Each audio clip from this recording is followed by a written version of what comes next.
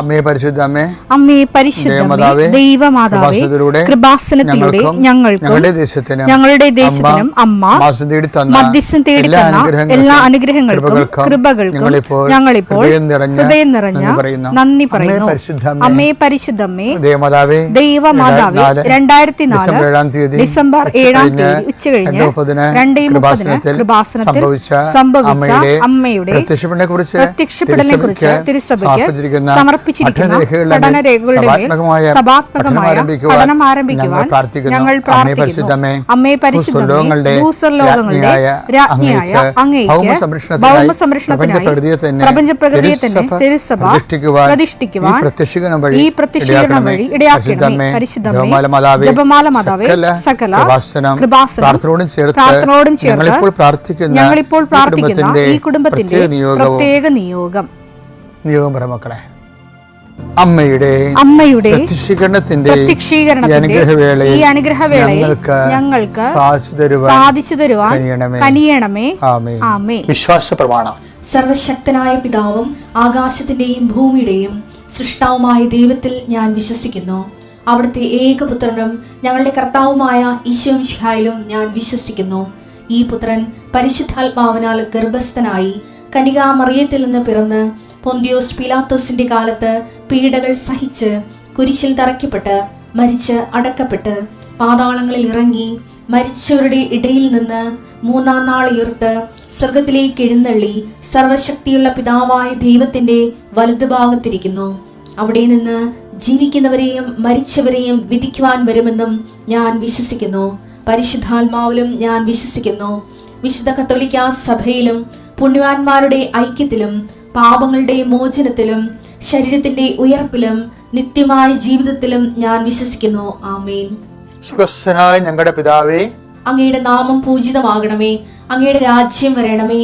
അങ്ങയുടെ തിരുമനസ് സ്വർഗത്തിലെ പോലെ ഭൂമിയിലും ആകണമേ. അന്നു വേണ്ടുന്ന ആഹാരം ഇന്ന് ഞങ്ങൾക്ക് തരണമേ. ഞങ്ങളോട് തെറ്റ് ചെയ്യുന്നവരോട് ഞങ്ങൾ ക്ഷമിക്കുന്നത് പോലെ ഞങ്ങളുടെ തെറ്റുകൾ ഞങ്ങളോടും ക്ഷമിക്കണമേ. ഞങ്ങളെ പ്രലോഭനത്തിൽ ഉൾപ്പെടുത്തരുതേ, തിന്മയിൽ ഞങ്ങൾ രക്ഷിക്കണമേ. ആമേൻ. നന്മ നിറഞ്ഞ മറിയമേ, സ്വസ്തി. കർത്താവ് അങ്ങയുടെ കൂടെ സ്ത്രീകളിൽ അങ്ങ് അനുഗ്രഹിക്കപ്പെട്ടവളാകുന്നു. അങ്ങയുടെ ഉദരത്തിൻ ഫലമായി ഈശോ അനുഗ്രഹിക്കപ്പെട്ടവനാകുന്നു. പരിശുദ്ധ മറിയമേ, തമ്പുരാന്റെ അമ്മേ, പാപികളായ ഞങ്ങൾക്ക് വേണ്ടി ഇപ്പോഴും ഞങ്ങളുടെ മരണസമയത്തും തമ്പുരാനോട് അപേക്ഷിക്കണമേ. ആമേൻ. കർത്താവേ, നിന്റെ ഉന്നതമായ നാമത്തിന് സ്തുതി. കർത്താവേ, നിന്റെ വിശുദ്ധ പൗരോഹിത്യത്തെ മഹത്വപ്പെടുത്തണം. കർത്താവെ, സഭയിലുള്ള സാന്നിധ്യം പ്രകടമാക്കണം. 40 വർഷം ഞാൻ അർപ്പിച്ച കൃപയുടെ യുവതിയാണ്. കൃപാസ്ഥാനത്താറെ ജീവനോടെ പ്രത്യക്ഷപ്പെട്ട മാതാവിൻ്റെ മാധ്യസ്ഥ ഇന്ന് അങ്ങയുടെ മക്കളെ പ്രാർത്ഥന കൂടുന്ന എല്ലാ മക്കൾക്കും വേണ്ടി പ്രാർത്ഥിക്കുകയാണ്. വിസ പ്രോസസ് ചെയ്യാത്തവരെ, വിസ നഷ്ടപ്പെട്ടവരെ, വിസ തീർന്നു പോയവരെ, വിദേശ ജോലിക്ക് വേണ്ടി ശ്രമിക്കുന്നവർ, അതിനുവേണ്ടിയുള്ള ഒരുക്കങ്ങൾ പൂർത്തിയാക്കിക്കൊണ്ടിരിക്കുന്നവർ, ഇടയ്ക്ക് വെച്ച് ആ ഫയൽ ക്ലോസ് ചെയ്തിരിക്കുന്നവർ, പെൻഡിങ് ആയിരിക്കുന്നവർ, വിവാഹം ഒത്തുവരാത്തവർ, ഒത്തുവന്ന വിവാഹം നഷ്ടപ്പെട്ടു പോയതിൻ്റെ വേദന ഉള്ളവരെ, മക്കളില്ലാത്തവരെ, പണിപ്പാട്ടിൽ പ്രശ്നങ്ങളൊക്കെ ആയിട്ട് ജീവിക്കുന്നവരുണ്ട്, പണി നഷ്ടപ്പെട്ടവരുണ്ട്, പണി നഷ്ടപ്പെടുത്തിയവരുണ്ട്, പലതരത്തിലുള്ള കുശുമ്പും വക്രതകളും പറഞ്ഞുകൊണ്ട് ഒഴിവാക്കാൻ ശ്രമിക്കുന്നവരുണ്ട്. മാതാവേ, അവരോട് കൂടെ പോവുകയും പണിപ്പാട്ടിൽ സംസാരിക്കുകയും ചെയ്യണമേ. അവിടെ മനസ്സെല്ലാം മാറ്റി പ്രതിയോഗികൾ നിന്നിൽ ആശ്രയിക്കുന്നവന് ജീവിച്ചു പോകാനുള്ള സാഹചര്യം ഉണ്ടാകാൻ ഇടയാക്കണമെന്ന് പ്രാർത്ഥിക്കുന്നു. കടമ്പകൾ കടന്നിട്ട് വേണം പല ഫയലുകളും ഒപ്പിടാനും പല വിഷയങ്ങൾക്കും തീർപ്പാക്കാനും. അങ്ങനെ കടമ്പകൾ കടന്നു പോകാൻ അശക്തമായിട്ടുള്ള എല്ലാ മേഖലകളെയും കർത്താവ് ഏറ്റെടുക്കട്ടെ. ഇന്ന് നിന്നെ ഭയപ്പെടുത്തുകയും ആകുലപ്പെടുത്തുകയും വേഗപ്പെടുത്തുകയും സങ്കടപ്പെടുത്തുകയും ചെയ്യുന്ന വിഷയങ്ങൾ, വ്യക്തികൾ, വഴികൾ, സംരംഭങ്ങൾ, മീറ്റിങ്ങുകൾ, സമ്മേളനങ്ങൾ, മറുപടി പറയേണ്ട അവസ്ഥകൾ വന്നിരിക്കുന്ന വിഷയങ്ങൾ ഇതിലെല്ലാം കർത്താവ് നിന്നെ സന്ധിക്കുകയും സമാധാനപ്പെടുത്തുകയും ചെയ്യട്ടെ. വെള്ളമില്ലാത്തവർ, ഒത്തിരിയേറെ കുഴൽക്കിണർ കുത്തിയിട്ടും ഒത്തിരി ആഴത്തിൽ കുത്തിയിട്ടും പണം നഷ്ടപ്പെട്ടിട്ടും വെള്ളം കാണാത്തൊരു, ആ സ്ഥലം വിൽക്കാൻ പറ്റണില്ല, അവിടെ ജീവിക്കാൻ പറ്റാത്ത വിഷയത്തിലുള്ള എല്ലാ മക്കളെയും കർത്താവിൻ്റെ നാമത്തിൽ ആശീർവദിക്കും. കർത്താവ്, ഇന്നത്തെ യാത്ര, ഇന്നത്തെ സംസാരം, ഇന്നത്തെ കമ്മ്യൂണിക്കേഷൻസ്, ഇന്നത്തെ ഒപ്പുകൾ, ഇന്നത്തെ എഴുത്തുകൾ, ഇന്നത്തെ ഉപയോഗിക്കുന്ന വാഹനങ്ങൾ, കർത്താവ് ഇന്ന് ചെയ്തു തീർക്കേണ്ട എല്ലാ ഉത്തരവാദിത്തങ്ങളും കണ്ടുമുട്ടുന്ന എല്ലാ വ്യക്തികളുടെ മേലും എൻ്റെ മക്കളുടെ മേൽ കർത്താവിൻ്റെ ശക്തി പ്രവർത്തിക്കുകയും മാതാവിൻ്റെ മധ്യസ്ഥത്തിൽ സഞ്ചാരി മാതാവ് സമയത്തിൻ്റെ അധികാരം നിലമേലങ്കിയാൽ നിങ്ങളെ പൊതുകയും സന്തോഷത്തോടെ നിങ്ങൾ രാത്രി തിരിച്ചു വരാൻ ദൈവം അനുവദിക്കുകയും ചെയ്യട്ടെ. എൻ്റെ പ്രിയപ്പെട്ടവരെ, നിങ്ങൾ ഡെയിലി കുർബാനയ്ക്ക് പോകുന്നവർ ആദ്യം ചിന്തിക്കേണ്ടത് നിങ്ങൾക്കതിനുള്ള യോഗ്യത ഉണ്ടാകും ചിന്തിക്കണം. കാര്യം എന്താ പ്രശ്നം വെച്ച് കഴിഞ്ഞാൽ ഡെയിലി കുർബാനയ്ക്ക് പോകുന്ന മുമ്പ് നിൽക്കണം. നിങ്ങൾക്ക് ഡെയിലി കുർബാനയ്ക്ക് പോകാനുള്ള യോഗ്യതയുണ്ട്. അപ്പോൾ നിങ്ങൾ ചോദിക്കും, എന്തിനാ അച്ഛനല്ലേ ഞങ്ങളെ പ്രോത്സാഹിപ്പിച്ച് അൾത്താറയിലോട്ട് പറഞ്ഞു വരേണ്ടത്? ആ അച്ഛൻ തന്നെ എന്തിനാണ് ഞങ്ങളെ ഇങ്ങനെ ഈ തോട്ടിയിട്ട് പുറകോട്ട് വലിക്കണത്? അതല്ല പ്രശ്നം. ഇങ്ങനെ ഡെയിലി കുർബാനയ്ക്ക് പോകുന്നവർക്ക് ഒരു രോഗമെന്ന് വിചാരിച്ചോ. രോഗം വന്നപ്പോൾ നിങ്ങൾ പറഞ്ഞു, ഇന്ന് ഞാൻ പള്ളിയിൽ പോയില്ല, ഇന്ന് എനിക്ക് മേലായിരുന്നു, കർത്താവിന് ആവശ്യം ഉണ്ടായിരുന്നെങ്കിൽ എൻ്റെ രോഗം മാറ്റി എന്നെ കൊണ്ടുപോയനല്ല. അതായത് നമുക്കൊരു ചെറിയ ക്ലേശം വന്നപ്പോൾ ഉടനെ കർത്താവിൻ്റെ ആവശ്യമായി നമ്മൾ പള്ളി ചേരണത്. എന്നുവെച്ചാൽ അവർ പരിഭവം പറയണേ. എൻ്റെ മക്കളെ, എന്തെങ്കിലും തരത്തിൽ പെറുപെറുപ്പ ഏതെങ്കിലും ഇപ്പം ദൈവത്തോട് ഏതെങ്കിലും വിഷയത്തിൽ പെറുപെറുത്ത് പോയാൽ ഈ ആധ്യാത്മിക ജീവിതം എന്ന് പറഞ്ഞാൽ എൻ്റെ മക്കളെ ഏണിയും പാമ്പും കളി പോലെയാണ്. ഏണിയും പാമ്പ് കളിയിൽ 6, 2, 3 എന്നൊക്കെ പറഞ്ഞ കുത്തുകളുള്ള പുള്ളിയില്ലേ. അപ്പോൾ നമ്മളിങ്ങനെ ഇട്ടിട്ട് കഴിയുമ്പോൾ ഒരു 5 വീഴും, മറിഞ്ഞു വരും 5. 5 നമ്മൾ 1, 2 എന്നും പറഞ്ഞ് നമ്മുടെ ഇതെടുത്ത് നമ്മുടെ കോയിനെടുത്ത് ഇങ്ങനെ വെക്കുമ്പോൾ 5 ആകുമ്പോൾ ഒരു ഏണി കിടക്കും. ഏണി പോയി 98 നിൽക്കും. വെറും 5 ഇട്ടതേ ഉള്ളൂ. നമ്മൾ ആത്മീയ ജീവിതത്തിൽ ഇതുപോലെ ഒരു കയറ്റം വരും. ചില കാര്യങ്ങൾ നമ്മൾ ചെയ്ത് കഴിയുമ്പോൾ അത് ഡിവൈഡ് ഓഫ് അവർ ഇൻട്രസ്റ്റ്. നമ്മൾക്ക് അതിൻ്റെ അകത്ത് ഓർത്തിട്ടല്ല, ദൈവത്തെ ഓർത്തിട്ട് നമ്മൾ ചെയ്യണമെന്ന് പറയുമ്പോൾ പെട്ടെന്ന് നമ്മുടെ ആത്മാവ് ഗ്രാഫ് ഉയരണ കാണാം. പിന്നെ നമ്മളിങ്ങനെ പൊട്ടി ഒരെണ്ണം ഇട്ടാൽ മതി. ഇട്ടുമ്പോൾ ഒരെണ്ണം കിട്ടി. ഒരെണ്ണം കിട്ടിയപ്പോൾ 98 99 കയറും. അപ്പോൾ അവിടെ പാമ്പിരിക്കണ കാണാം. അവൻ കൊത്തിക്കൊണ്ടുവന്ന് 2 കൊണ്ടുവന്ന് വെക്കും. തീർന്നു. അതെന്താ കാര്യം? ഒരു പരിഭവം മതി. അതാണ് വിഷയം. പരിഭവം. പല ആൾക്കാരും പണിമെടിക്കണ പെരുപെറുപ്പും പരിഭവം കൊണ്ടാണ്. പെരുപെറുപ്പും പരിഭവം എന്തിനാണ്? വിശ്വാസത്തിന് എതിരായിട്ടുള്ള ഒരു സാധനമാണ് ഈ പെരുപെറുപ്പും പരിഭവം എന്ന് പറയുന്നത്. എന്നാൽ 98% ആൾക്കാർക്കും പെരുപെറുപ്പും പരിഭവം ഉണ്ട്. പ്രത്യേകിച്ച് വലിയ ആധ്യാത്മികമായ ജീവിതം ജീവിച്ച് കൂട്ടുന്ന ആൾക്കാരെന്ന് എന്ന് അവർ സ്വയം കരുതുന്ന ആൾക്കാരില്ലേ, അവർക്ക് എന്താ പ്രശ്നം വെച്ചാൽ, ഞാൻ ഇത്രയുമൊക്കെ ദൈവമെന്നും പറഞ്ഞ് നടന്നിട്ട് ഞാൻ കുറേ കാര്യങ്ങളൊക്കെ ദൈവത്തിന് വേണ്ടി മാറ്റി വെച്ചല്ല, കുറേ ഒഴിവാക്കിയല്ല, ഞാൻ കുറേ പേരോട് ക്ഷമിച്ചല്ല, ഞാൻ കുറേ കാര്യങ്ങൾ ദാനധർമ്മങ്ങൾ ചെയ്തല്ല, എന്നിട്ടും എൻ്റെ ജീവിതത്തിൽ നിന്ന് എന്താ ഇതുപോലെയുള്ള ക്ലേശങ്ങൾ മാറണമെന്ന് മകൻ കൊണ്ട് പറയേണ്ട കാര്യമൊന്നുമില്ല. ചുമ്മാ മനസ്സിൽ വിചാരിച്ചാൽ മതി. ബൈബിളിൻ്റെ ഏറ്റവും വലിയ ഗതികേട് മനസ്സിൽ വിചാരിപ്പുകാർ കെണി വീണതാണ്. മനസ്സിൽ വിചാരിച്ച കെണിയിലായിപ്പോവും. അപ്പോൾ ഇത് ആ മനസ്സ് മലീമസമായ മനസ്സാണ്. അതുകൊണ്ടാണ് ആ മനസ്സിൽ അങ്ങനെ വിചാരം വേണ്ടത്. കർത്താവിൻ്റെ സുവിശേഷത്താൽ പരിശുദ്ധമായിട്ടുള്ളൊരു മനസ്സല്ലത്. അത് ലോകാരൂപികാലും ലോക നേട്ടങ്ങളാലും കൊളസ്ട്രോൾ പിടിച്ചൊരു മനസ്സാണത്. അതുകൊണ്ടാണ് ചില കാര്യങ്ങൾക്ക് എനിക്കിങ്ങനെ വന്നല്ലോ എന്ന് ഓർത്തിട്ട് നിങ്ങൾക്കറിയാമല്ലോ, നമുക്കൊരു ക്ലാസ് ഇപ്പം ഞങ്ങളൊക്കെ എനിക്ക് ആവശ്യം ഞാൻ പല പ്രാവശ്യം വന്നിട്ടുണ്ട്. ഞാനിങ്ങനെ കുറേ ടെൻഷൻ പിടിച്ചുള്ള കുറേ ജോലി ചെയ്തിട്ടുണ്ട്. അങ്ങനെ എനിക്ക് കിഡ്നിയുടെ അസുഖമൊക്കെ വന്നത്. അപ്പോൾ അതിൻ്റെ ഭാഗമായിട്ട് അപ്പോൾ നമ്മൾക്ക് കിഡ്നിയുടെ അസുഖമില്ല എന്നുള്ളത് നമ്മൾ അതിൻ്റെ ഡയറ്റൊക്കെ കീപ്പ് ചെയ്ത് പോയാൽ മതി എന്ന് വെച്ച് കഴിഞ്ഞാൽ എവിടെ പോകാൻ? ഈ ക്ലൈമറ്റ് ചേഞ്ച് ചെയ്യണമെങ്കിൽ അപ്പം എനിക്ക് പനി വരും. എന്നാൽ ഞാൻ ഒരു 30 ദിവസം ആൾക്കാരെ തന്നെ ഉണ്ടല്ലോ കർത്താവിൻ്റെ ജോലി ചെയ്യണത്. ഞാനിങ്ങനെ വീഴുമ്പോഴൊക്കെ ഒരിക്കലും കർത്താവിനൊരു വാക്കും പറയത്തില്ല. കാര്യം എന്താണെന്ന് കാരണം വെച്ച് കഴിഞ്ഞാൽ ഈ കുർബാന കയ്യിലെടുക്കുമ്പോൾ നമ്മൾ എന്താ പറയുക, ഈ വൈദികൻ എന്താ പറയണത്? ദിസ് ഈസ് മൈ ബോഡി എന്ന് വെച്ച് കഴിഞ്ഞാൽ ഒരു പീഡിത ശരീരമാണ്, മുറിക്കപ്പെട്ട ശരീരമാണെങ്കിൽ അത് ആരുടെ ബോഡിയാണ്? കർത്താവിൻ്റെ ശരീരമാണ്. ഒരു വേദനപ്പെട്ട ശരീരമാണെങ്കിൽ അതാരാണ്? കർത്താവിൻ്റെ അപ്പമാണ് വേദനപ്പെട്ട ശരീരം എന്ന് പറയുന്നത്. നമുക്കൊത്തിരി കാലം ഇങ്ങനെ സഹിച്ചു പോകാൻ ഒക്കെ പാടായിരിക്കും. എന്നാലും വേദനപ്പെട്ട ശരീരം ഒരു നിമിഷം പറഞ്ഞാൽ ഇത് ഞാൻ കർത്താവിൻ്റെ നാമത്തിൽ സമർപ്പിക്കണമെന്ന് പറഞ്ഞാൽ ഈശോ അപ്പം നമ്മളെ കുർബാന അപ്പമാക്കി മാറ്റും. ഈശോ അവിടെ ഇരുന്നേച്ചും പറയും ദിസ് ഈസ് മൈ ബോഡി എന്ന്. അതാണ് വിഷയം. ആ ഡെയിലി കുർബാനയ്ക്ക് പോകുന്നവരെ കുറിച്ച് ഞാൻ ആദ്യം വഴക്കിട്ട് പറഞ്ഞില്ലേ. എന്താ കാര്യം എന്നറിയാമോ? ഡെയിലി കുർബാനയ്ക്ക് പോകുന്നുണ്ടെങ്കിൽ അതിനുള്ള യോഗ്യത ആദ്യം മേടിക്കണം. അല്ലാതെ ഒബ്സഷനായിട്ട് പോകരുത്. ഈ ഒബ്സസീവ് കമ്പൽസീവ് റിയാക്ഷൻ, ഒരു കാര്യം ചെയ്തുകൊണ്ടിരുന്ന കാര്യം ചെയ്തില്ലെങ്കിൽ പിറ്റേ ദിവസം നമുക്ക് ഏതാണ്ട് അനാമത്ത് സംഭവിച്ച പോലെ തോന്നിയില്ല. അത് മാനസിക രോഗമാണ്.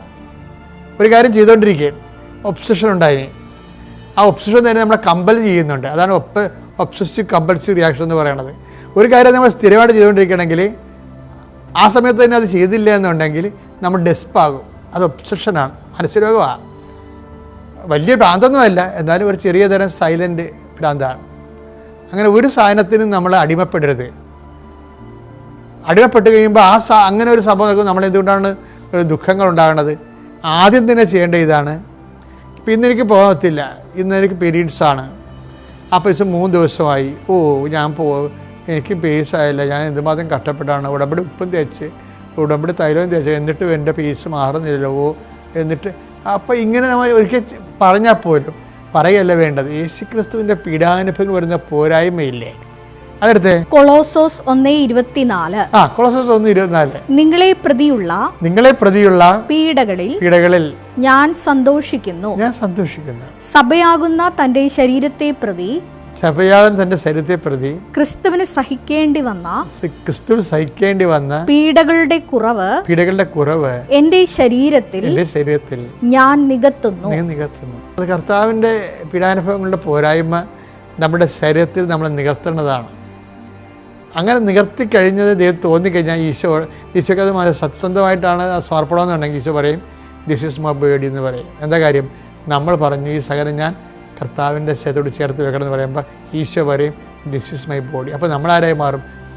ദൈവം ഇപ്പോഴും എടുത്തുയർത്തി പരപിതാവിന് അർപ്പിക്കുന്ന കുർബാന അപ്പമായിട്ട് നമ്മൾ മാറും. ക്രിസ്ത്യാനിറ്റിയിൽ നിൽക്കുക എന്ന് വെച്ചിട്ടുണ്ടല്ലോ മക്കളെ, അതൊരു പുണ്യമാണ്. എൻ്റെ പേര് സജി. ഞാൻ എറണാകുളം ജില്ലയിലെ പൂത്തോട്ട എന്ന സ്ഥലത്ത് നിന്നാണ് വരുന്നത്. ഞാനിവിടെ 2019 ജൂൺ 13-ാം തീയതിയാണ് ഉടമ്പടി എടുത്തത്. അതിൽ ഇപ്പം മൂന്നാമത്തെ പ്രാവശ്യമാണ് ഞാൻ ദൈവത്തെ മഹത്വപ്പെടുത്തുവാൻ ഈ അൾത്താരയിൽ കയറുന്നത്. എനിക്ക് ഇപ്പോൾ സാധിച്ചു തന്ന കാര്യമെന്ന് പറഞ്ഞാൽ എനിക്ക് കടബാധ്യതയുണ്ടായിരുന്നു. എനിക്ക് ഏറ്റവും വലുതായിട്ട് എൻ്റെ വീടും സ്ഥലവും പണയപ്പെടുത്തിയാണ് ഞങ്ങൾ വീട് വെച്ചത്. അപ്പോൾ ഞങ്ങൾക്ക് 5 ലക്ഷം രൂപയാണ് ഞങ്ങൾ എടുത്തിരുന്നത്. അത് വീട് പണി തുടങ്ങിയതോടുകൂടി ഇറക്കുവാൻ നിവർത്തിയില്ലാതെ ഞങ്ങൾ അത് പലിശ കൂടി 11 ലക്ഷമായി മാറി. 5 ലക്ഷമാണ് എടുത്തത്, അത് 11 ലക്ഷമായി പലിശ കൂടുകയുണ്ടായി. ബാങ്കുകാർ പല പ്രാവശ്യവും ഞങ്ങളെ നോട്ടീസ് വിടുകയും അദാലത്തിന് വിളിക്കുകയും ചെയ്തിട്ടും എനിക്കോ എൻ്റെ ഭർത്താവിനോ അതിൽ പങ്കെടുക്കും, പക്ഷെ തരാമെന്നും പറഞ്ഞ് പോരും കൊടുക്കുവാൻ വഴിയില്ല. അങ്ങനെ ഇരിക്കെ ഞാനിവിടെ മാതാവിൻ്റെ അടുത്ത് ഉടമ്പടിക്ക് നിയോഗമായി സമർപ്പിച്ചിരുന്നു. അതിൻ്റെ ഫലമായിട്ട് ഞാൻ പല പ്രാവശ്യം അദാലത്തിനെത്തുകയും വാക്ക് പറഞ്ഞു പോരുകയും ചെയ്യും. പിന്നെ അവർ ജപ്തി നടപടിയിലോട്ട് കടക്കുമെന്ന് അവർ പറഞ്ഞു. അങ്ങനെ ഞങ്ങൾ വീണ്ടും ഇവിടെ നമുക്കൊന്ന് അച്ഛനെ കാണാം എന്ന് കരുതി ഞങ്ങൾ വന്നു. പകുതിക്ക് എത്തിയപ്പോഴാണ് ഞാൻ ഉടമ്പടി പേപ്പർ എടുക്കാൻ മറന്നുപോയി. അപ്പോൾ എൻ്റെ ഹസ്ബൻഡ് എന്നെ വഴക്കിട്ടു, ഇനി തിരിച്ചു പോകാമെന്ന്. ഞാൻ പറഞ്ഞു അത് വേണ്ട, നമുക്ക് അമ്മയെ കണ്ട് ഈശോയെ കണ്ട് പറയാം, നമുക്ക് കാര്യം സാധിച്ചു കിട്ടുമെന്ന് പറഞ്ഞ് ഞങ്ങൾ ഇവിടെ വന്നു. ഇവിടെ 3 പ്രാവശ്യം ഞാൻ ബഹുമാനപ്പെട്ട ജോസഫ് അച്ഛനെ കാണാൻ വന്നിരുന്നു. എങ്കിലും എനിക്ക് തടസ്സങ്ങൾ മാത്രമായിരുന്നു, കാണാൻ പറ്റിയില്ല. അങ്ങനെ ഞങ്ങൾ ഇവിടെ വന്ന് മാതാവിനോട് പ്രാർത്ഥിച്ചു. വീണ്ടും അവർ ജപ്തി നടപടിയിലോട്ട് പോകുമെന്നും പറഞ്ഞ് നോട്ടീസ് വന്നു. ആ നോട്ടീസുമായിട്ട് വീണ്ടും ഞാനിവിടെ വന്നു. അങ്ങനെ എനിക്ക് കാര്യങ്ങൾ വളരെയധികം ബുദ്ധിമുട്ടും പ്രയാസത്തിലുമായി. എനിക്ക് പുറത്തോട്ടിറങ്ങാൻ പറ്റാത്ത ഒരു അവസ്ഥയിലോട്ടായി. അങ്ങനെ ഇവിടെ വന്ന് പ്രാർത്ഥിച്ച് വീണ്ടും ചെന്നപ്പോൾ വീണ്ടും ഒരു നോട്ടീസ് വന്നു, ഒന്നും കൂടി അദാലത്തിന്. അങ്ങനെ ഞങ്ങൾ ഇവിടുത്തെ നേർച്ച വസ്തുവായ ഉപ്പ് ഞാൻ എൻ്റെ കയ്യിൽ പിടിച്ചു. മാതാവിനെ വിളിച്ച് പ്രാർത്ഥിച്ച് അവിടെ ചെന്ന ഉപ്പ് ഞാനിരിക്കുന്ന സ്ഥലത്തും ആ മേലധികാരി ഇരിക്കുന്ന സ്ഥലത്ത് ഞാൻ ഇത്തിരി വിതറി പ്രാർത്ഥിച്ചു. എന്നിട്ട് അപ്പോൾ ഇവരോട് അതിനു മുൻപ് ഞങ്ങൾ പറഞ്ഞിരുന്നു, ഞങ്ങളൊരു 5 ലക്ഷം രൂപ തന്നാൽ നിങ്ങളത് പുതുക്കി തരാമോ എന്ന് ചോദിച്ചപ്പോൾ അവർ പറഞ്ഞു അത് പറ്റില്ല, ഞങ്ങൾക്ക് 5 ലക്ഷമൊന്നും പോരാ, അത് മൊത്തം തന്ന് നിങ്ങൾ തീർത്ത കാലയളവ് കഴിഞ്ഞു 10 വർഷമായിരുന്നു, അതുകൊണ്ട് അത് പറ്റില്ല എന്ന് പറഞ്ഞു. അങ്ങനെ ഞങ്ങൾ പോരാൻ ഇതുപോലെ ചെന്ന് ഉപ്പ് വിതറി കഴിഞ്ഞപ്പോഴത്തേക്കും അവർ അകത്തോട്ട് കയറിപ്പോയി. അതിനുശേഷം വന്ന് എന്നോട് പറഞ്ഞു, നിങ്ങൾക്കൊരു 2 ലക്ഷം രൂപ തന്നാൽ നിങ്ങൾക്കത് പുതുക്കി തരാം എന്ന് പറഞ്ഞു. ഞാനത് 2 ലക്ഷം പോയിട്ട് ഞങ്ങളുടെ ഒന്നുമില്ല, എങ്കിലും ഞങ്ങൾ സമ്മതിച്ചു. പക്ഷേ എൻ്റെ ഹസ്ബൻഡിൻ്റെ ഒരു കൂട്ടുകാരൻ, ആ പുള്ളി പറഞ്ഞു, എടാ നിനക്ക് ഞാൻ 2 ലക്ഷം രൂപ തരാം എന്ന് പറഞ്ഞു. അങ്ങനെ പുള്ളിക്കാരൻ, ഞങ്ങൾ ചോദിച്ചു പോലും ഇല്ല, പുള്ളിക്കാരൻ ഇങ്ങോട്ട് പറഞ്ഞു. അത് മാതാവിൻ്റെ ഒരൊറ്റ അനുഗ്രഹമാണെന്ന് എനിക്ക് നല്ലതുപോലെ അറിയാം. അങ്ങനെ എനിക്ക് 2 ലക്ഷം രൂപ ആ സുഹൃത്ത് എൻ്റെ ഭർത്താവിന് കൊടുത്തു. പലിശ പോലും കൊടുത്തിട്ടില്ല, പലിശ ഇല്ലാതെയാണ് ഞങ്ങൾക്ക് തന്നിരിക്കുന്നത്.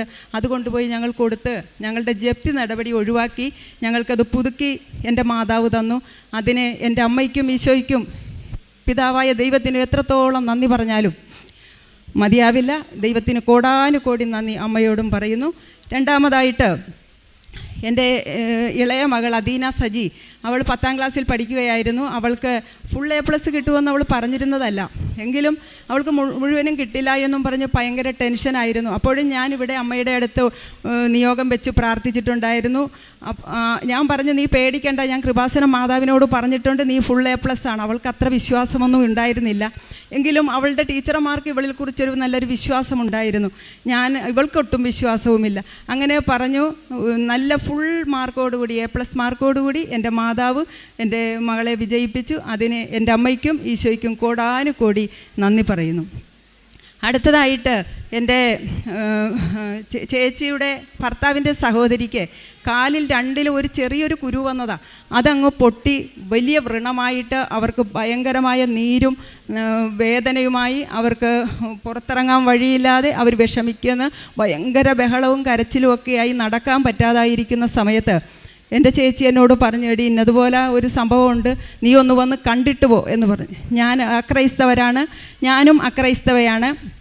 അപ്പോൾ അവരുടെ വീട്ടിൽ ശാന്തിമാരൊക്കെ ഉള്ളതാണ്. അപ്പോൾ നമുക്ക് കൊണ്ടുപോയി ഉപ്പും തേനും തൈലമൊന്നും പത്രമോ കൊടുക്കാൻ പറ്റില്ല, അവർ ഓടിക്കുമല്ലോ എന്ന് കരുതി ഞാൻ ഈ ചേച്ചിയുടെ അടുത്ത് ചെന്നിട്ട്, ചേച്ചി കൃപാസനം മാതാവിനെ വിളിച്ച് പ്രാർത്ഥിക്കേ, ചേച്ചിക്ക് മാറിക്കൊള്ളും എന്ന് പറഞ്ഞ്, ഞാൻ സാക്ഷ്യം പറഞ്ഞുകൊള്ളാം ചേച്ചിയുടെ പേരിൽ എന്ന് ഞാൻ പറഞ്ഞു. അങ്ങനെ പറഞ്ഞു കഴിഞ്ഞിട്ട് ഈ കൊറോണ സമയത്തായിരുന്നു. അപ്പോൾ ലൈറ്റ് ക്യാൻഡിൽ പ്രയർ റിക്വസ്റ്റ് ഇട്ട് ഞാൻ പ്രത്യേകം ആ ചേച്ചിക്ക് വേണ്ടി പ്രാർത്ഥിച്ചു.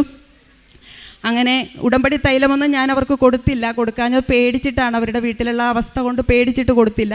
അങ്ങനെ ഞാനത് പ്രാർത്ഥിച്ചതിൻ്റെ ഫലമായിട്ട്, അപ്പോൾ ഞാൻ പറഞ്ഞു, ആ ചേച്ചി തൊഴിലുറപ്പിനൊക്കെ പോണ ചേച്ചിയാണ്, ആ ചേച്ചി ഒരു പ്രാവശ്യമെങ്കിലും മാതാവേ തൊഴിലുറപ്പിന് പോകാൻ പറ്റണേന്ന്. പക്ഷേ ആ ചേച്ചിക്ക് ഇപ്പോൾ എല്ലാ വീടുകളിലും പോകുവാനും എടുക്കുവാനും ഒക്കെ നല്ല രീതിയിൽ സാധിക്കുന്നുണ്ട്. ആ ചേച്ചിയുടെ കാല് പ്രാർത്ഥിച്ചതിൻ്റെ ഫലമായിട്ട് അമ്മ സൗഖ്യം കൊടുത്ത് അനുഗ്രഹിച്ചു. അതിന് അമ്മയ്ക്കും ഈശോയ്ക്കും ദൈവപിതാവിനും കോടാനുകോടി നന്ദി പറയുന്നു. നാലാമതായിട്ട് എൻ്റെ ഭർത്താവിൻ്റെ ചേട്ടൻ്റെ ഭാര്യയ്ക്ക്, അവർ ചേട്ടനും ചേച്ചിയും മാത്രമേ ഉള്ളൂ, കുഞ്ഞുങ്ങളില്ലാത്തവരാണ്. അവർ ഞങ്ങളുടെ മുറ്റത്ത് തന്നെയാണ് താമസിക്കുന്നത്. ചേട്ടന് വല്ലാത്ത ശ്വാസം മുട്ട്, ഹാർട്ടിന് കംപ്ലൈൻറ്റ്, പല അസുഖങ്ങളുള്ളത് കൊണ്ട് ചേട്ടനെ ഇവിടെ ഞങ്ങൾ കൊണ്ടുവന്നതാണ്. അത് ആ അന്ത്യസമയത്താണ് ഞങ്ങളിവിടെ എത്തിച്ചത്. പക്ഷേ അത് കാരണം പുള്ളിക്ക് അത് ജീവൻ കിട്ടിയില്ല, പുള്ളി മരിച്ചുപോയി. അപ്പോൾ ചേച്ചി ഒറ്റയ്ക്കായി. അങ്ങനെ ഇരിക്കെ ചേച്ചിയെ ഞങ്ങൾ സംരക്ഷിച്ചുകൊണ്ടിരിക്കുന്ന സമയത്ത് ചേച്ചിക്ക് ക്യാൻസർ രോഗം പിടിപെട്ടു. ആ കൊറോണയുടെ മൂർധന്യാവസ്ഥയിലാണ് ചേച്ചിക്ക് അത് വന്നത്. അങ്ങനെ ചേച്ചി കൊണ്ടുപോയി അവരെ ശുശ്രൂഷിച്ചു, ഹോസ്പിറ്റലിൽ കൊണ്ടുപോയി ഓപ്പറേഷനൊക്കെ കഴിഞ്ഞ് അവർ വന്ന് ഞങ്ങൾ അവരെ ഏറ്റെടുത്തു, വീട്ടിൽ താമസിപ്പിച്ചു. മുറ്റത്ത് തന്നെയാണെങ്കിലും അവരുടെ വീട് വെറുതെ കിടക്കുകയാണ്, ഞങ്ങൾ അവരെ വീട്ടിൽ താമസിപ്പിച്ചു. അങ്ങനെ ഇരിക്കെ ഒരു 2 ആഴ്ച കഴിഞ്ഞപ്പോൾ എൻ്റെ ഭർത്താവിന് സ്ട്രോക്ക് വന്നു. അതോടുകൂടി ഞങ്ങൾ ഒരു ഹോസ്പിറ്റലിൽ പോയി അവിടെ അഡ്മിറ്റായി. അപ്പോൾ വീട്ടിൽ ഇവരെ നോക്കാൻ ആളില്ലാതായി. എങ്കിലും എൻ്റെ ചേച്ചിയെയും പിള്ളേരെയും ഞാൻ എൻ്റെ വീട്ടിൽ കൊണ്ടുവന്ന് നിർത്തി ഇവർക്കുള്ള ഭക്ഷണങ്ങളെല്ലാം കൊടുക്കുവാനും എല്ലാം സഹായിച്ചു. അങ്ങനെ ഇരിക്കെ ചേച്ചിക്ക് പറഞ്ഞ്, നീ എൻ്റെ വീട്ടിൽ ഞാൻ നിൽക്കുന്നില്ല, ഞാൻ അപ്പുറത്തോട്ട് മാറി താമസിക്കാം, അതുകൊണ്ട് നിങ്ങൾക്ക് ബുദ്ധിമുട്ടാകുകയല്ലേ, എല്ലാവരും വിരുന്നുകാരൊക്കെ കയറി ഇറങ്ങി എൻ്റെ ഹസ്ബൻഡിനെ കാണാൻ വരും, അതുകൊണ്ട് ഞാൻ അപ്പുറത്തോട്ട് പോകാമെന്ന് പറഞ്ഞ് ചേച്ചിയും ചേച്ചിയുടെ അമ്മയും അപ്പുറത്തോട്ട് മാറി താമസിച്ചു. എങ്കിലും ഭക്ഷണങ്ങളെല്ലാം ഞാൻ എൻ്റെ വീട്ടിൽ നിന്നും എല്ലാം കൊടുത്തു. അപ്പോൾ എനിക്ക് വലിയ സന്തോഷമായി. കാരണം എനിക്ക് എൻ്റെ കൃപാസന മാതാവിനോടും ഈശോനോടും പറഞ്ഞ കാര്യം നിറവേറ്റാൻ കഴിയുമല്ലോ, ഒരു രോഗിയെങ്കിലും എനിക്ക് ശുശ്രൂഷിക്കുവാൻ കഴിയുമല്ലോ എന്നുള്ള ഭാഗ്യം എനിക്ക് കിട്ടിയല്ലോ എന്നോർത്ത് ഞാൻ സന്തോഷിക്കുക. അല്ലാതെ എനിക്കൊരു ബുദ്ധിമുട്ടും അതിലുണ്ടായിട്ടില്ല. അങ്ങനെ ഇരിക്കെ ചേച്ചി തന്നെ സ്വയം ഓരോ കാര്യങ്ങൾ മെനഞ്ഞെടുത്ത് ചേച്ചി തന്നെ ഞങ്ങളോട് പിണങ്ങി ഭയങ്കര ശത്രുതയും കാര്യമാകുന്ന രീതിയിൽ ഭയങ്കരമായിട്ട് ബഹളവും കാര്യം പുള്ളിക്കാരത്ത് തന്നെ സംസാരിച്ചുകൊണ്ട് എല്ലാവരോടും പറഞ്ഞു. ഞങ്ങൾക്കതിൽ വളരെയധികം ബുദ്ധിമുട്ട് തോന്നിയെങ്കിലും മിണ്ടായികയായി. അപ്പോഴൊക്കെ ഞാൻ മാതാവിനോട് പ്രാർത്ഥിച്ചു, മാതാവേ എനിക്ക് എൻ്റെ ചേച്ചി എന്നോട് മിണ്ടിയേക്കണേ, കാരണം എനിക്ക് സാക്ഷ്യം പറയണ്ടേ. ഞാൻ ഇവർക്ക് വേണ്ടി ലൈറ്റ് പ്രയർ റിക്വസ്റ്റ് ഇട്ടുപോയി. അപ്പോൾ എനിക്കത് സാക്ഷ്യം പറയണം. ചേച്ചിക്ക് ക്യാൻസർ രോഗം മാറ്റിക്കൊടുത്തതായിട്ട് എനിക്ക് അൾത്താരയിൽ നിന്ന് തന്നെ സാക്ഷ്യം പറയണം. പുറത്തു നിന്ന് ബ്രദറിനോട് പറഞ്ഞാൽ ലോകം മുഴുവനും ഉള്ളവർ അറിയില്ലല്ലോ. അതുകൊണ്ട് എനിക്ക് സാക്ഷ്യം പറയണമെങ്കിൽ എന്നെ അമ്മ അൾത്താരയിൽ കയറ്റിയാൽ മതി എന്ന് പറഞ്ഞ് അങ്ങനെ ഇരിക്കെ ഞങ്ങൾക്ക് ഞങ്ങളുടെ അമ്പലത്തിലൊരു കളി വന്നു. അങ്ങനെ ഞങ്ങളെല്ലാവരും കൂടി, ചേച്ചിയും വന്ന് കളിച്ചു, ഞങ്ങളെല്ലാവരും കൂടി മിണ്ടുകയും ചെയ്തു. അമ്മയുടെ പ്രാർത്ഥനയോടുള്ള ഫലമായിട്ടാണെന്ന് എനിക്ക് നല്ലതുപോലെ അറിയാം. അങ്ങനെ ഞങ്ങൾ മിണ്ടി. ഇപ്പോൾ എന്നാലും എനിക്ക് സാക്ഷ്യം പറയാൻ ഇവരോട് ചോദിക്കാനൊരു പേടി, ചേച്ചി അസുഖം മാറിയോ എന്ന്. അപ്പോൾ ഒരു ദിവസം എനിക്ക് തക്കം കിട്ടിയപ്പോൾ ഞാൻ ചോദിച്ചു, ചേച്ചിക്ക് ഈ അസുഖമൊക്കെ മാറിയോ? എനിക്ക് സാക്ഷ്യം പറയേണ്ട, ഞാൻ ചേച്ചിയോട് പേരിൽ സാക്ഷ്യം പറയാമെന്ന് മാതാവിനോട് പറഞ്ഞിട്ടുണ്ട്. അപ്പോൾ ചേച്ചി പറഞ്ഞു, എടി എനിക്കതൊക്കെ മാറി, എനിക്കിപ്പോൾ കുഴപ്പമൊന്നുമില്ല, എനിക്ക് എല്ലാം മാറി, എനിക്കിത് വരാതിരിക്കാനുള്ള ഒരു എന്തോ മരുന്നുണ്ടെന്ന് പറഞ്ഞു. നമുക്കറിയില്ലല്ലോ അതെന്താണെന്ന്, ചോദിക്കാനായിട്ട് പേടി. അങ്ങനെ സൗഖ്യം കിട്ടിയതായിട്ട് എന്നോട് പറഞ്ഞു. അതിന് എൻ്റെ മാതാവിനും ഈശോയ്ക്കും ദൈവപിതാവിനും കോടാനുകോടി നന്ദി ഞാൻ പറയുകയാണ്. അതുപോലെ എൻ്റെ ചേച്ചിയുടെ, അത് ഇനി നിയോഗത്തിൽ ഇല്ലാത്ത, ഉടമ്പടിയിൽ വയ്ക്കാത്ത സാക്ഷ്യമാണ് ഞാനീ പറയുന്നത്. എൻ്റെ ചേച്ചിയുടെ മകൻ്റെ കൊച്ചിനെ ചുമയും ശ്വാസം മുട്ടുമൊക്കെ ആയിട്ട്, പനിയുമൊക്കെ ആയിട്ട് ഹോസ്പിറ്റലിൽ അഡ്മിറ്റ് ചെയ്തു. അവർക്ക് മാതാവിൽ ഈശോയിലൊന്നും വലിയ വിശ്വാസമില്ല എങ്കിലും എൻ്റെ വിശ്വാസത്തെ പ്രതി അവരെന്നോട് പറയടി, നീ ഒന്ന് പ്രാർത്ഥിക്കടി, കൊച്ചിന് വയ്യെന്ന്. അങ്ങനെ കൊച്ചിന് ബ്ലഡ് നോക്കിയപ്പോൾ കൗണ്ട് കൂടുതലാണ്. അവരെന്നെ വിളിച്ച് പ്രാർത്ഥിച്ചു. ഞാൻ അമ്മയുടെ ലോക്കറ്റൊക്കെ കൊടുത്തു വിട്ടു, നിങ്ങൾ ആ കൊച്ചിൻ്റെ കഴുത്തിൽ അമ്മയുടെ ലോക്കറ്റ് ഇട്, അത് മാറിക്കോളും ഞാനല്ലേ പറയുന്നത് എന്നും പറഞ്ഞ് കൊടുത്തു വിട്ട് അമ്മയോട് ഞാൻ വീണ്ടും പ്രാർത്ഥിച്ചു, മാതാവേ ഞാൻ കുഞ്ഞിനെയും കൊണ്ട് ഇവിടെ വന്ന് കുഞ്ഞിനെ കാണിച്ചു കൊള്ളാം, മാതാവിനെ കാണിച്ചു കൊള്ളാം. മാതാവ് കൊച്ചിൻ്റെ രോഗം മാറ്റിക്കൊടുത്ത് ശ്വാസം മുട്ടു കൊണ്ട് ഒട്ടും പറ്റില്ല, ചുമ കൊണ്ട് പാടില്ല, പനി ദിവസവും കൂടിക്കൊണ്ടിരിക്കുക. അങ്ങനെ പ്രാർത്ഥിച്ചതിൻ്റെ ഫലമായിട്ട് മാതാവ് ആ രോഗവും എടുത്തു മാറ്റി അവർക്ക് പെട്ടെന്ന് ഡിസ്ചാർജ് ചെയ്ത് വീട്ടിലോട്ട് പോരുവാനായിട്ട് കഴിഞ്ഞു. അതിനെ അമ്മയ്ക്കും ഈശോയ്ക്കും ദൈവപിതാവിനും കോടാനുകോടി നന്ദി പറയുന്നു. അടുത്തതായിട്ട് ഞാൻ ലൈബ്രറിയിലാണ് വർക്ക് ചെയ്യുന്നത്. എൻ്റെ കാലിൽ ഈ ബുക്ക് വയ്ക്കുന്ന റാക്ക് കൊണ്ട് ഭയങ്കര വേദന, ചെറുവിരലിൽ ഭയങ്കര വേദനയായിരുന്നു, നടക്കാൻ പോലും വയ്യാത്ത അവസ്ഥ വന്ന്. അപ്പോൾ ഞാൻ മാതാവിനെ വിളിച്ച് പ്രാർത്ഥിച്ചു. അങ്ങനെ ഞാനൊരു മരുന്നിന് ഇവിടെ വന്ന് 2019 ജൂൺ 13 ഞാൻ ഉടമ്പടി എടുത്തിട്ട് ഒരു മരുന്നിനും ഞാൻ പോകുകയില്ല, പോയാൽ തന്നെ ഞാൻ കഴിക്കുകയില്ല. കാരണം എൻ്റെ മാതാവിലുള്ള വിശ്വാസം എനിക്കുണ്ട്, അത് നല്ല വിശ്വാസം തന്നെയാണ്.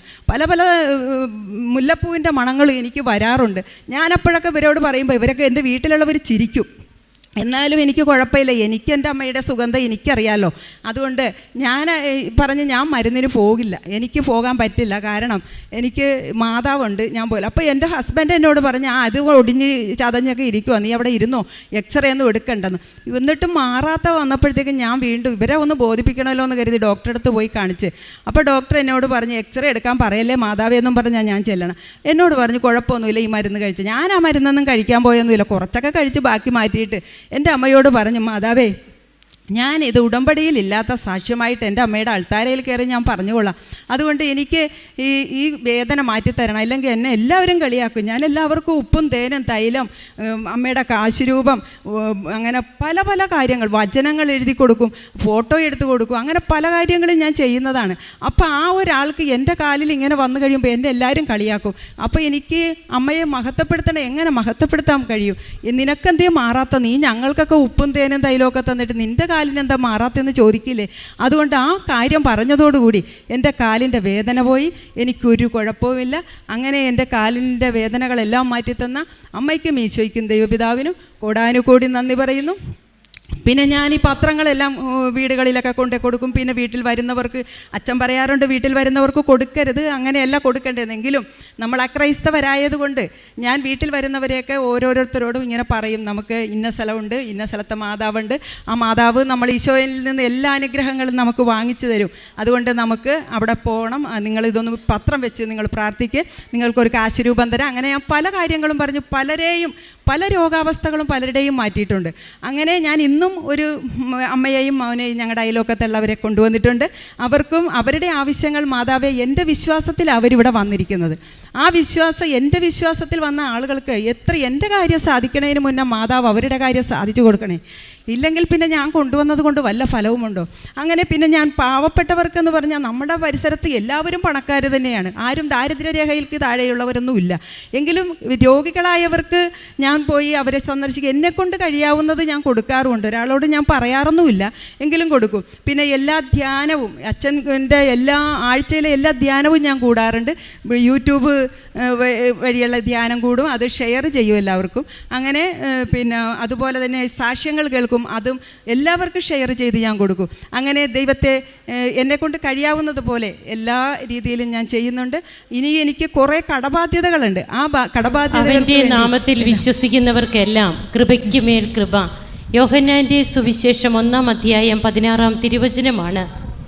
കർത്താവിനെ വിളിച്ച് അപേക്ഷിക്കുന്ന, കർത്താവിൻ്റെ നാമത്തിൽ വിശ്വസിക്കുന്ന എല്ലാവരെയും കൃപ കൊണ്ട് നിറയ്ക്കുന്ന അനുഭവ സാക്ഷ്യമാണ് നാം ഓരോ ദിവസവും കേൾക്കുക.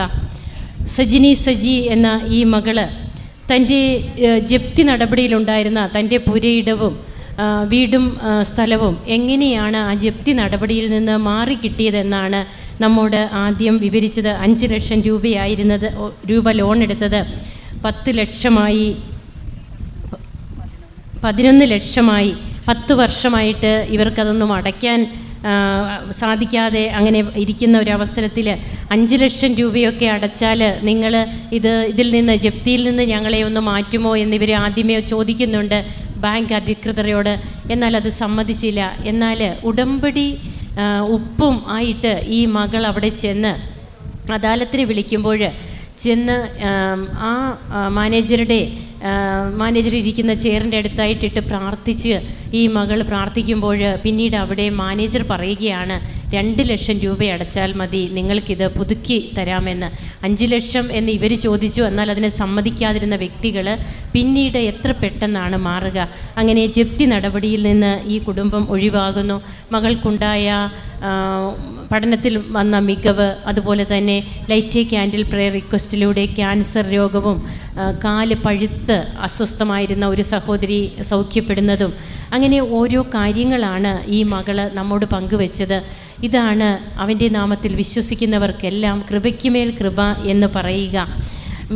കർത്താവെ, ഞങ്ങളെ പുനരുദ്ധരിക്കണമേ, അങ്ങയുടെ മുഖം പ്രകാശിക്കുകയും ഞങ്ങൾ പ്രശോഭിതരാവുകയും ചെയ്യട്ടെ എന്നാണ് 80-ാം സങ്കീർത്തനം 3-ാം തിരുവചനം പറയുക. ഉടമ്പടി എടുക്കുന്ന മക്കളുടെ ജീവിതത്തിൽ കർത്താവിൻ്റെ മുഖം പ്രകാശിക്കുമ്പോൾ എങ്ങനെയാണ് നമ്മൾക്ക് പുനരുദ്ധാരണം വരിക, ഒരു പുതിയ ജീവിതം നമ്മുടെ മുമ്പിൽ തുറന്നു കിട്ടുക. കടബാധ്യതകളും അതുപോലെ ജപ്തി നടപടികളും ഒക്കെ ഒഴിവാകുമ്പോൾ നമ്മെ പുതിയ പുതിയ മേഖലകളിലേക്ക് കൊണ്ടുപോകുന്ന പരിശുദ്ധ അമ്മയുടെ മാധ്യസ്ഥവും ദൈവത്തിൻ്റെ കൃപയുമാണ് നമുക്ക് കാണുവാൻ കഴിയുക. നമുക്ക് കരങ്ങളടിച്ച് ഈശോയ്ക്കും അമ്മയ്ക്കും നന്ദി പറയാം, ദൈവത്തെ മഹത്വപ്പെടുത്താം. യേശുവേ നന്ദി, യേശുവേ സ്തുതി, യേശുവേ ആരാധന.